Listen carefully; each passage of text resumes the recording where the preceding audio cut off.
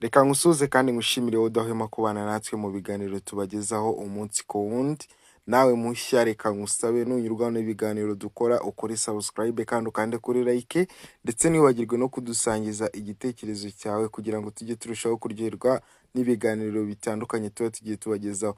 Ngiye mugiye kubana mu kiganiro cya none ni Joshua nk'ibisanzwe. Ubusanzwe amezi 3 atangira umwaka niyo agena umwaka wawe uko uzagenda. Umwaka wa 2026 uko uzakugendekera rero ni wowe ugomba kubigena. Rero reka nkubwire ko ni wowe uzabigena mu mezi 3 ya mbere awutangira. Rero kugira ngo ugene uko umwaka wawe uzakugendekera neza, nakubwira ngo bigene mbere yuko tugera mu kwezi kwa kane, ukwezi kwa Mata. Urumva bigoye cyane kubaho, ariko ikosa urimo gukora cyane ni ukwiheba no kwiganyira. Ibi niba bikubaho ukiheba ukiganyira, bireke kuko ntabwo ari byiza ku buzima bwawe, kuko bizagusubiza inyuma mu buryo bwose bubaho.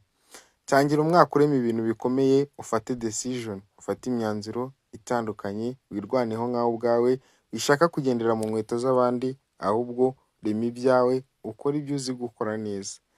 Rero n'abatindiye tugiye kugaruka ku bintu 10 ugomba gufata mbere yuko tugera mu mezi 4 atangira uyu mwaka, ahubwo uzabikora muri uku kwezi kwa mbere, ukwa kabiri ndetse no kwa gatatu, bikuremera amahirwe azakubera urufunguzo rufungura imigisha yawe imigisha yawe yandi mezi azaba asigaye, kugira ngo umwaka wa 2026 uzakugendekere neza, ntuzakugendekere nk'umwaka ushize. Niba umwaka ushize waragendekewe neza, uzarushaho guhirwa, uzarushaho kugera kuri byinshi nuramuka ukoze ibi bintu mbere yuko amezi 3 y'uyu mwaka arangira. Ikintu cya mbere ugomba gukora mbere yuko urenga mu kwezi kwa gatatu ukinjira mu kwezi kwa kane, ugomba kumenya ko kugerageza cyane atari byo biguha intsinzi. Kugerageza cyane si bibi, ntunyumve nabi, ahubwo urimo kugerageza ibiki. Fata iby'agaciro ari byo witaho, ukomeze ubigerageze kandi wibuke kubikorana ubwenge. Wirinde gufata ibitekerezo byawe ngo ubishyire ku rundi rwego. Fata umwanzuro kandi wirinde kumva ko uzahera ku gasongero kugira ngo utere imbere. Ugomba kugira intangiriro cyangwa fondasiyo. Uyu mwaka tangira ukora bya bintu wiyemeje, ariko nubona bidakunda ubivemo, uhindure imitego yindi.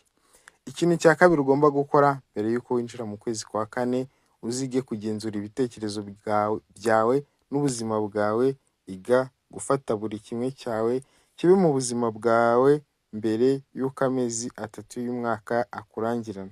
Nukomeza gukererwa gufata umwanzuro ku buzima bwawe, bizakugora kuba wasubira inyuma ngo ujye gutangira kwirwanaho. Menya ko ibyo uzabiba nkawe ubwawe ari nabyo uzasarura.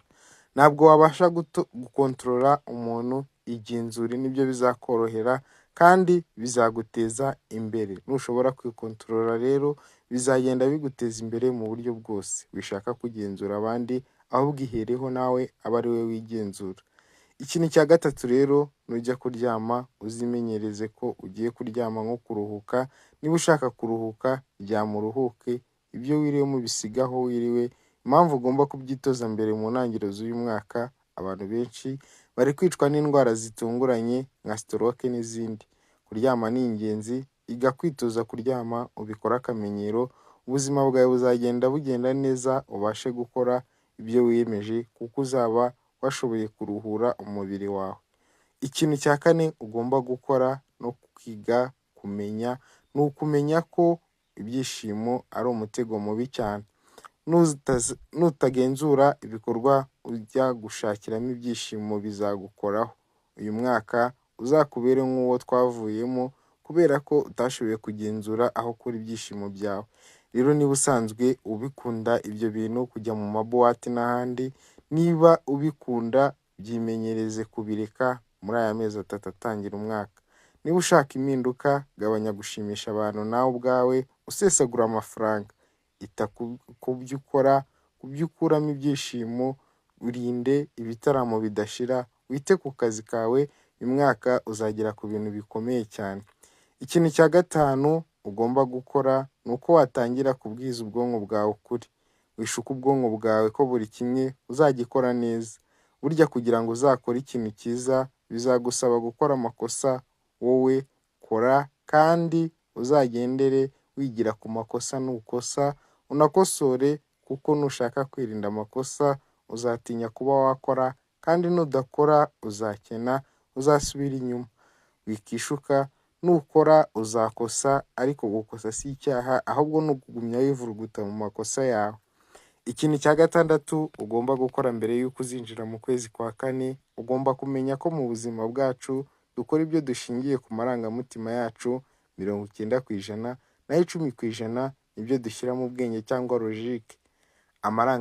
Amarangamutima yacu adukururira gukora rimwe na rimwe n'ibyo tudakunda. Rero menya ko amarangamutima yawe aganza ibitekerezo byawe. Icyo ugomba gukora rero mbere y'uko amezi 3 arakurangirana ni ukubibaransinga kugira ngo bijye ku rugero rumwe. 50% kuri 50% nibyo bizakugeza kuri byinshi muri uyu mwaka.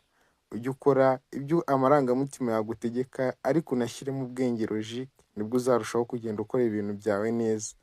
Ikintu cya 7 ugomba kwiga ni ugukoresha ubukungu bwawe, ukamenya aho amafaranga ava ndetse ukamenya n'aho ugomba kuyakoresha. Rero icyo usabwa ni ukwiga gukoresha amafaranga, niyo yaba make uyakoresha aho bikwiye. Byimenyereze muri aya mezi 3 atangira umwaka wawe uzakugendekera neza, kuko andi mezi asigaye uzagenda urushaho kuyakoresha neza mu buryo bukunogeye kandi mu buryo bubyara inyungu. Ikintu cya 8 ugomba gukora muri uku kwezi kwa mbere, ukwa kabiri n'ukwa gatatu, nko kubyimenyereza kugira ngo umwaka wawe uzagende neza. Ugomba kumenya kandi ugasobanukirwa itegeko rya 80% kuri 20%. Icyo wamenya, icyo wasobanukirwa, 80% by'ibyo utunze cyangwa ibyo dutunze biva kuri 20% y'imbaraga wakoresheje cyangwa se by'imbaraga twakoresheje. Uzakora ubushakashatsi uzagenda ubisobanukirwa, cyangwa se niba ushaka ko tubibasobanurira byimbitse itegeko rya 80% kuri 20%, ubitubwire muri komenti, ubundi tuzabikoreho ikiganiro kirambuye. Ikintu cya 9 ugomba gukora vuba vuba mbere y'uko ugera mu kwezi kwa kane, iga kubyaza umusaruro ibintu uzi gukora neza. Ushobora kwanga gukora ikintu uzi neza kandi cyari buzagutunge ubuzima bwawe bwose. Bikore, uzanshimira mbere y'uko uyu mwaka urangira. Niba hari impano ufite, niba hari icyo uzi gukora, niba hari ubushobozi ufite, iga ubyitoze kubikora muri aya mezi 3 atangira umwaka. Bizagenda birushaho kukubyarira inyungu mu mezi asigaye no mu yindi myaka. Icya 10 ari nacyo cya nyuma mu byo nabateguriye, ni uko ugomba kumva ko kwiha intego buri munsi ari byo by'ingenzi, ari cyo umenya kugira ngo ugombe kugira icyo uba wageraho. Uzihe intego, nubikora mu ntangiriro z'uyu mwaka, mu mezi azaza uzagenda ubona impinduka ku buzima bwawe. Reka ngushimire wowe wabanye natwe kuva iki kiganiro gitangiye kugeza kirangiye. Uri uw'ingenzi kuri uyu muyoboro wa YouTube, ariko n'ibitekerezo byawe ni ingenzi. Nukunda ibyo dukora ukanda like, ndetse niba uri mushya wibuke kuduha subscribe kugira ngo tugumane hano. Duhurire mu biganiro byacu bitaha. Shalom shalom.